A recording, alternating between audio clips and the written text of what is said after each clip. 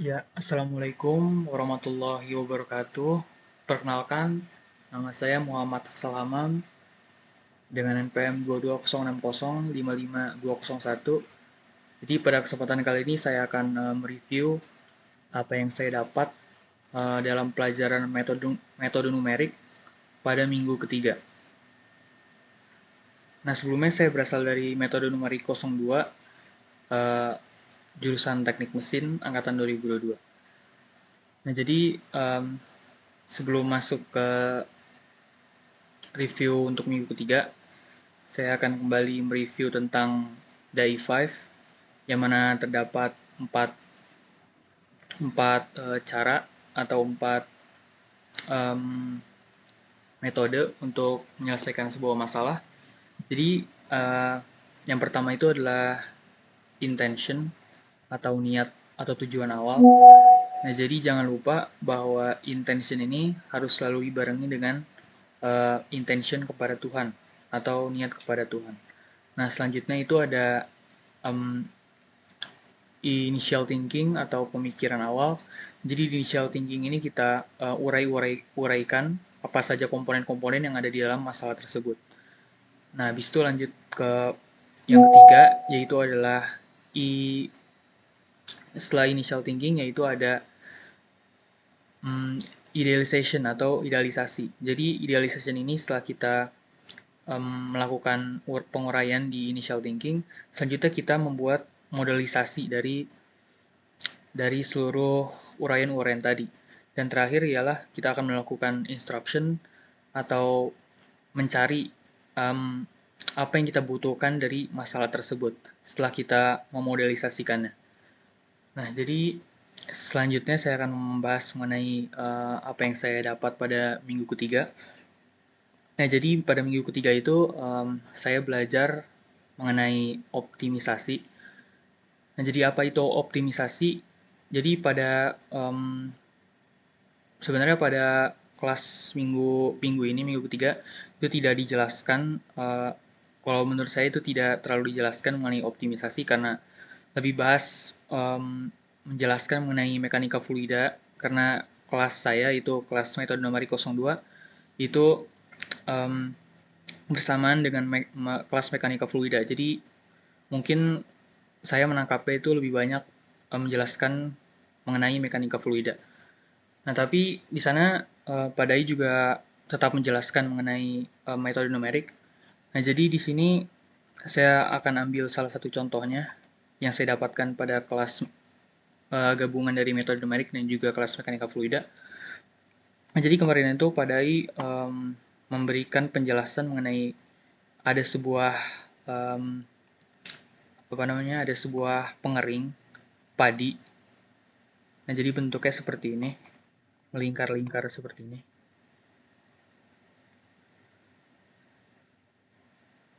Nah, kira-kira seperti ini.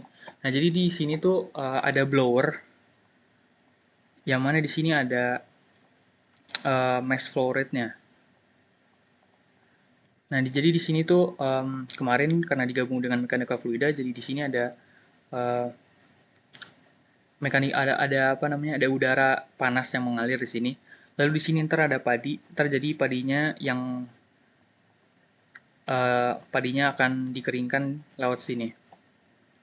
Nah, jadi kemarin tuh karena kita belajar tentang optimasi, jadi yang saya tangkap itu optimasi itu adalah mencari nilai maksimal atau minimum dari suatu nilai gitu. Nah, untuk metode numerik itu kita akan menganalisis yang di bagian sini aja. Nah, untuk yang liuk-liukannya ini tuh akan dianalisis oleh teman-teman dari mekanika fluida. Nah, jadi yang saya tangkap itu jadi kita harus mencari nilai optimum atau nilai optimasi dari si m dot ini atau mass flow rate. Nah, jadi um, si blower ini itu kan dia mengeluarkan udara panas gitu. Nah, tapi Jadi sebelumnya saya jelaskan dulu apa itu optimasi. Nah, jadi kalau yang saya tangkap optimasi itu ia tadi mencari nilai maksimal atau minimum kan dari suatu nilai. Nah, jadi kita akan mencari nilai m dot yang maksimal atau minimal, yang intinya yang membuat si blower ini efisien. Nah, kenapa bisa begitu? Nah, jadi si blower ini itu kan dia mengeluarkan udara panas ya. Nah, kita ingin membuat agar si padi ini itu lebih cepat keringnya gitu. Nah, jadi gimana caranya? Caranya ialah dengan ya memberikan lebih banyak mass flow rate gitu. Memberikan lebih banyak mass flow rate yang keluar sehingga udaranya lebih banyak yang keluar sehingga padinya akan lebih cepat kering gitu. Nah, tapi di situ uh, masalahnya adalah untuk mengeluarkan mass flow rate yang lebih banyak itu akan dibutuhkan yang namanya listrik yang lebih banyak atau energi yang lebih banyak. Nah, dan selain itu juga si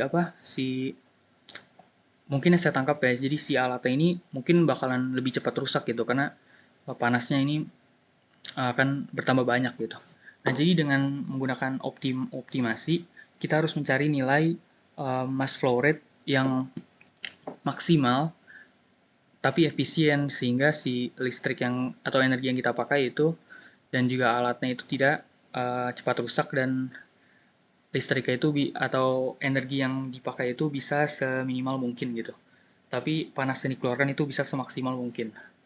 Nah, kalau kita pakai DAI 5 untuk menyelesaikan problem ini, ya yang pertama berarti intention ya. Jadi intention ini kita harus mencari mass flow rate, berapa mass flow rate yang keluar, um, tapi dengan tapi kita intention ini karena Tuhan gitu. Jadi kita mencari berapa mass flow rate yang berapa mass flow rate yang efisien dan kita melakukan hal tersebut karena Tuhan.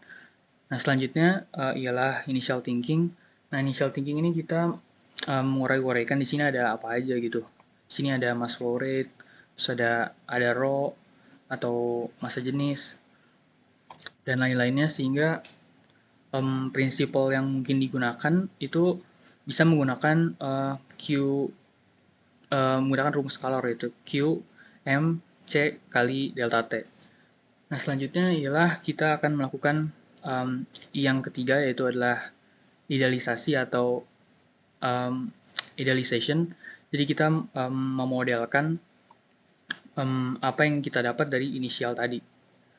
Nah, jadi di situ kita bisa tahu ya kalau m dot ini itu yang bisa kita ubah-ubah. Jadi sisanya yang lain itu mungkin bisa kita konstankan.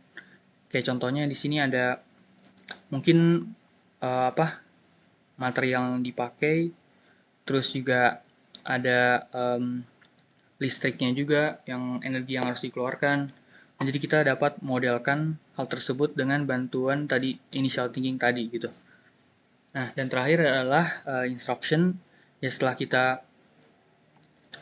kita memodelkannya, kita akan bisa mendapatkan nilai dari si mass flow rate ini. Nah, kira-kira segitu yang bisa saya sampaikan untuk review pada minggu ketiga ini. Kurang lebihnya mohon maaf. Wassalamualaikum warahmatullahi wabarakatuh.